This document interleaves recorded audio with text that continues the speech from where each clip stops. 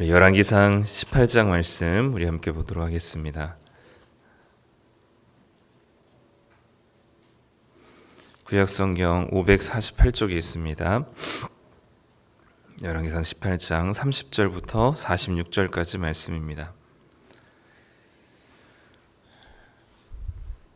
우리 다 찾으셨으면 우리 함께 30절부터 46절까지 읽어보겠습니다. 엘리야가 모든 백성을 향하여 이르되 내게로 가까이 오라. 백성이 다 그에게 가까이 가매 그가 무너진 여호와의 제단을 수축하되 야곱의 아들들의 지파의 수효를 따라 엘리야가 돌 12개를 취하니 이 야곱은 옛적에 여호와의 말씀이 임하여 이르시기를 내 이름을 이스라엘이라 하리라 하신 자더라. 그가 여호와의 이름을 의지하여 그 돌로 제단을 쌓고 제단을 돌아가며 곡식종자 2세알을 둘 만한 도랑을 만들고 또 나무를 버리고 송아지의 각을 떠서 나무 위에 놓고 이르되 통 4새 물을 채우다가 번제물과 나무 위에 부으라 하고 또 이르되 다시 그리하라 하여 다시 그리하니 또 이르되 3번째로 그리하라 하여 3번째로 그리하니 물이 제단으로 두루 흐르고 도랑에도 물이 가득 찼더라.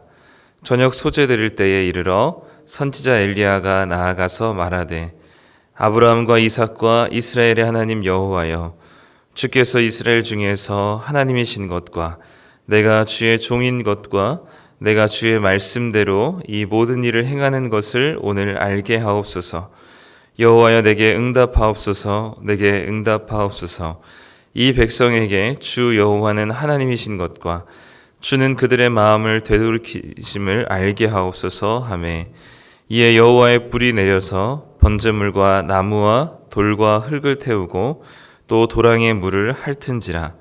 모든 백성이 보고 엎드려 말하되 여호와 그는 하나님이시로다. 여호와 그는 하나님이시로다 하니 엘리야가 그들에게 이르되 바알의 선지자를 잡되 그들 중 하나도 도망가지 못하게 하라 하매 곧 잡은지라. 엘리야가 그들을 기손 시내로 내려다가 거기서 죽이니라. 엘리야가 아합에게 이르되 올라가서 먹고 마시소서. 큰 빗소리가 있나이다. 아합이 먹고 마시러 올라가니라. 엘리야가 갈멜산 꼭대기로 올라가서 땅에 꿇어 엎드려 그의 얼굴을 무릎 사이에 넣고 그의 사환에게 이르되 올라가 바다 쪽을 바라보라. 그가 올라가 바라보고 말하되 아무것도 없나이다. 이르되 7번까지 다시 가라. 7번째 이르러서는 그가 말하되 바다에서 사람의 손만한 작은 구름이 일어나나이다. 이르되 올라가 아합에게 말하기를 비에 막히지 아니하도록 마차를 갖추고 내려가소서 하라 하니라. 조금 후에 구름과 바람이 일어나서 하늘이 캄캄해지며 큰 비가 내리는지라. 아합이 마차를 타고 이스라엘로 가니 여호와의 능력이 엘리야에게 임하매 그가 허리를 동이고 이스라엘로 들어가는 곳까지 아합 앞에서 달려갔더라. 아멘. 네, 오늘은 꽤 긴 본문이긴 한데요. 오늘 열왕기상 18장 30절부터 46절에서 하는 긴 이야기이긴 하지만 하고 싶은 이야기 내용은 분명한 것 같습니다. 이제 바알과 아세라 선지자들의 하루 종일 있었던 그 자기들의 열심으로 인한 응답이 없던 이 상황에서 이제 엘리야가 무너진 여호와의 제단을 먼저 수축하기 시작하죠. 그리고 백성들은 이제 다시 좀 더 가까이 모아오게 합니다. 이제 백성들에게 이제 하나님 어떤 분이신지를 알려주고 보여주기 위해서 목격하게 하기 위해서 이제 엘리야가 모아오죠.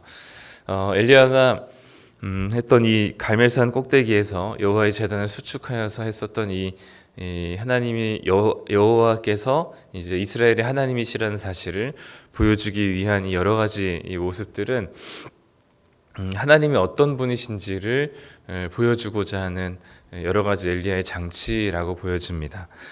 오늘 이제 도저히 사람이 불을 붙여서 이제는 불이 하늘에서 떨어져서 이 재물을 태우는 것뿐만 아니라 이 재물과 도랑의 물까지 불을 붙이는 것조차 어려워진 상황처럼 이제 물을 이제 제단에 가득 부어 제단에 이제 축축하게 적셔질 정도로 부어 놓죠. 당시 이제 3년 동안 가뭄이었기 때문에 이 정도의 물도 굉장히 귀하고 소중한 물인데 어디서 이것을 가져왔는지 모르겠지만 제단을 적실 만큼, 그래서 흘러 넘쳐서 도랑에 가득할 만큼, 그래서 웬간한 불로는 제단에 불을 붙일 수 없는 그런 상황을 만들게 되는 거죠. 엘리야가 했었던 그런 행동들, 특히 이제 무너진 제단을 수축하는데, 오늘 이 불이 떨어진 이 내용에서 사실 불이 임하는 내용은 되게 간단합니다. 그리고 엘리야가 기도한 내용도 그렇게 막 길거나 장황하진 않아요. 근데 오늘 그 분량 중에 갈멜산 이 상황에서 분량 중에 많은 부분을 차지하는 건 뭐냐면 엘리야가 했었던 행동과 그 행동에 대한 의미가 무엇인지를 이 열왕기 기자가 좀 나름 조금 상세하게 기재하는 거죠. 그래서 오늘도 31절에 보면 엘리야가 무너진 제단을 수축하는데, 그 제단을 수축할 때 12개의 돌을 가지고 이 제단을 수축한다. 그리고 이것이 12개의 돌을 쌓아 놓는 것이 이 야곱의 옛날 이름이었던 그 이스라엘을 상기시키면서 이스라엘의 12지파를 보여주는 의미다라는 것을 굳이 열왕기에서는 기록을 해요.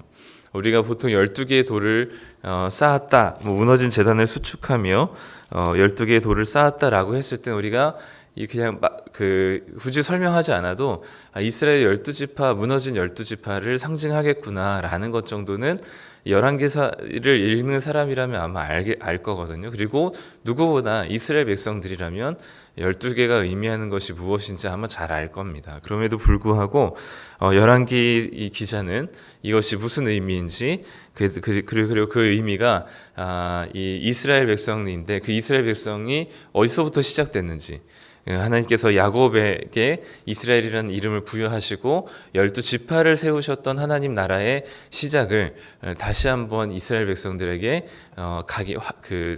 재확인시키고 기억나게 하는 일들이 바로 이 12지파대로 돌을 쌓아서 제단을 다시 수축한 이야기입니다. 이 여러 가지 이 야곱의 이야기로부터 시작된 이 12지파의 이야기가 오늘 이 12개의 돌을 가지고 제단을 수축했다는 이야기는 마치 이스라엘 백성들이 이 광야 생활을 끝내고 요단강을 건널 때 하나님께서 그 물이 가득한 요단강을 메마르게 하셔서 거기에서 하나님께서 증거로 삼은 요단강 바닥에 있었던 돌을 각자의 지파의 수요대로 12개를 가지고 오게 하셨던 그 요단강을 건넌 이야기를 보여주기도 합니다. 왜냐하면 지금 이 제단은 그냥 제단이 아니고, 또 지금 이 쌓아놓고 불을 내려야 될 제단은 물이 가득한 제단이죠. 그러니까 이 물이라는 게 요단강과 홍해가 같이 절대로 이것을 가능하지 않을 것만 같았던 그 요단강과 홍해를 건너는 일들이 하나님께서 그것을 바싹 마르게 하셨거든요. 바람을 통해서, 그래서 하나님께서 홍해와 요단강을 가르셔서 마른 땅을 건너가게 하셨던 그 하나님의 놀라운 기적과 같은 그들의 구원의 은혜를 이 제단을 통해서 하나님께서 다시 한번 보여주고 싶으신 거죠. 하나님이 어떤 분이신지, 그리고 하나님께서 이스라엘 백성들을 위해서 무슨 일을 하셨는지, 그 하나님께서 이스라엘 백성들을 위해서 하신 일들을 볼 때 이스라엘 백성들에게 정말 이들에게 진짜 신, 그리고 이스라엘 백성들이 의지하고 신뢰할 만한 정말 신은 하나님이 누구신지를, 그분이 여호와 하나님이시라는 사실을 이스라엘 백성들에게 보여주기 위해서 무너진 제단을 수축하는 것부터, 그리고 제단에 물을 붓는 것까지, 물론 이 물을 붓는 것이 절대로 이 불가능해 보이는 상황 속에서 가능하게 하는 극적인 효과를 주기도 하지만, 이 상황들을 통해서 하나님께서는 하나님이 누구신지를 보여주고 하나님께서 행하신 일들이 무엇인지를, 그래서 하나님께서 이스라엘 백성들을 향한 마음이 어떤 것인지를 보여주시고자 하나님께서는 이 물을 붓는 일까지 하게 하신 거죠. 그렇기 때문에 불이 임하게 된 과정은 되게 짧지만 그것을 준비하는 과정이 굉장히 길게 소개된 이유는 그 과정들을 통해서 하나님이 누구신지, 하나님께서 이 백성을 야곱을 통해서 이스라엘이라는 나라를 부여하시고 12지파를 세우신 그 나라를 하나님께서는 다시 한번 출애굽시키셔서 광야를 통해서 그 홍해를 통해서 이스라엘 백성들을 구원하시고, 그리고 요단강을 통해서 불가능해 보였었던 그 가나안 땅을 하나님께서 건너게 하셔서 하나님의 그 증거인 돌 12개의 돌을 증거 삼아서 길갈에서 제단을 쌓게 하신 그 일련의 이스라엘 백성들을 주님께서 부르시고 구원하시고 지키시고 인도하셨던 그 모든 일련의 이스라엘 백성들의 역사와 함께 하셨던 하나님의 모든 일들을 지금 이 제단을 수축하는 과정부터 물을 붓는 과정까지 이스라엘 백성들에게 기억나게 하시는 거죠. 엘리야의 기도도 보면 굉장히 간단합니다. 간단하지만 목적이 분명하죠. 엘리야가 하나님께 응답하여 달라고 기도할 때 36절에 보면 아브라함과 이삭과 이스라엘의 하나님 여호와여, 이렇게 기도합니다. 주께서 이스라엘 중에서 하나님이신 것과 내가 주의 종인 것과 내가 주의 말씀대로 이 모든 일을 행하는 것을 오늘 알게 하옵소서. 모세 때에는 아브라함과 이삭과 야곱의 하나님이라는 이름이 굉장히 자주 언급되었습니다. 근데 그 이후로는 자주 언급되진 않아요. 그런데 오늘 이 엘리야가 기도하면서 특별히 아브라함과 이삭과 야곱의 하나님이라고 이야기하면서 이스라엘 백성들에게 그들의 이 역사와 그들의 과거에 하나님께서 이루셨던 은혜 베푸심이 어떤 것인지를 기억나게 하는 거죠. 그래서 이 하나님이 누구신지 36절에 보면 주께서 이스라엘 중에서 하나님이신 것과, 그러니까 하나님이 누구신지, 이스라엘의 하나님이신 것과, 그리고 내가 주의 종인 것과, 엘리야가 주의 종인 것과, 내가 주의 말씀대로 이 모든 일을 행하는 것, 하나님의 말씀대로 이 모든 일을 행하는 것이 하나님이 이스라엘 위해서 무슨 일을 하셨는지를 보여주기 위해서 하나님 응답하여 주십시오라고 기도합니다.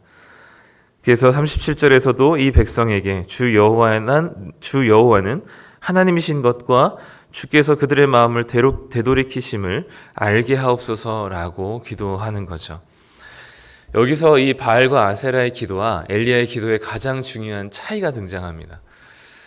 엘리야는 하나님이 누구신지, 그리고 하나님이 어떤 분이신지, 그리고 하나님이 이스라엘 백성들을 위해서 무슨 일을 지금까지 해오고 계셨는지, 그래서 이스라엘 백성들이 이 상황을 지켜보며 이스라엘 여호와께서 정말 이들의 참된 신이시라는 사실을, 하나님이시라는 사실을 깨닫고 돌이키게 하는 게 바로 이 제단의 목적이었습니다.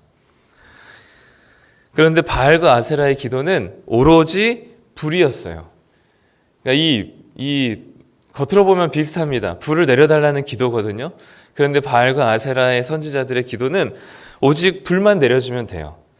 불이면 됩니다. 그냥 불이 이 제단에 와서 제물을 태우기만 하면 돼요. 그것을 위해서 열심히 자신의 몸을 상해하기도 하면서까지 자신의 열심과 헌신과 희생을 다하면서 불만 내리기를 기도했습니다. 그런데 엘리야는 불이 내리기를 기도했지만 왜 그게 불이 내리기를 기도했는지, 왜냐하면 하나님이 이스라엘 백성들에게 누구인지, 하나님께서 누구이신지, 하나님이 어떤 분이신지, 하나님께서 이스라엘 백성들을 위해서 무슨 일을 행하셨는지, 그리고 그것의 목적이 무엇인지를 엘리야는 분명히 기도 가운데 이야기하고 있는 거죠. 우리도 마찬가지입니다. 우리가 무언가를 간구하거나 또는 우리가 무언가 필요를 요청하는 것은 불교나 타 종교를 믿는 사람들도 각자의 자기의 신념과 종교적인 신념과 그리고 각자가 믿는 신에게 기도하는 것과 별 다른 내용이 아닙니다, 사실. 우리가 만약에 돈이 필요해서 돈을 구하거나 또는 먹을 게 필요해서 먹을 걸 구하거나 또는 어떤 어려운 문제에 대한 해결을 구하는 것은 다른 이 신을 믿는 사람들과 기도가 별반 다를 바 없어요. 그런데 중요한 건 뭐냐면 우리가 기도할 때, 하나님께 간구할 때 우리의 마음과 생각에 하나님이 누구신지로 우리가 생각하고 있느냐, 하나님이 누구라고 믿고 생각하고 하나님이 이 일들을 통해서 우리를 위해서 행하시는 일들이 무엇인지를, 어떤 분이신지를 우리가 생각하고 믿고 기도하고 있느냐가 다른 거죠. 단지 우리의 목적이 그 돈이 해결되고 문제가 해결되는 것이 우리의 기도의 목적이고 그것이 최종적인 우리가 기도하는 이유라고 한다면 다른 종교와 또 다른 신을 믿는 여타 종교들과 종교인들과 다를 바가 없습니다. 근데 엘리야처럼 지금 이 기도의 간구가 내용이 결과는 같지만 추구하고 간구하는 내용은 같지만 그것에 대한 목적과 이유가 분명한 것은 하나님이 우리에게 누구이신가라는 거예요. 그렇기 때문에 하나님이 우리의 아버지 되시고 그분이 우리의 필요를 채우실 뿐만 아니라 그리고 우리가 원하는 바 기도하지만 우리가 원하는 대로 하나님께서 이루어 주시지 않는다고 할지라도 하나님께서 우리의 아버지가 아니신 적이 한 번도 없었고 하나님 아버지께서 우리에게 가장 필요하고 좋은 것들을 우리에게 주시는 분이시라는 사실을 믿는 믿음 안에서 하나님께 필요를 간구하고 당신이 우리의 유일한 공급자 되심을 믿고 인정하고 기도하는 것과 그렇지 않고 우리가 필요를 간구하는 것은 천지 차이입니다. 그렇기 때문에 우리가 기도하기에 앞서서 우리가 생각해야 될 것은 오늘 엘리야가 모든 제단을 수축하면서 이 제단에 물을 뿌리면서까지 했었던 이유는 이것이 불가능한 극적인 효과를 내기 위해서라기보다는 이 일들을 통해서 이스라엘 백성들이 깨닫기를 원했던 거죠.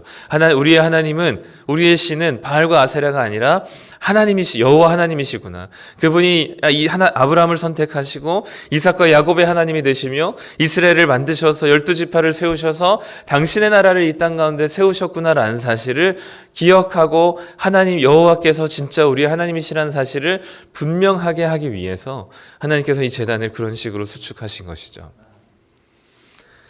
그렇기 때문에 우리가 기도하고 간구할 때 우리의 마음은 하나님만이 우리의 유일한 공급자 되시고 주님이 우리의 아버지 되시며 영원한 우리의 목자 되신다는 사실을 믿고 그 믿음으로 우리가 하나님께 간구하는 것이 우리가 진정 하나님을 믿고 살아가는 자들의 모습인 것이죠. 그래서 오늘 말씀에 37절에 그들의 끝에 보면 그들의 마음을 되돌이키심을 알게 하옵소서라고 기도합니다.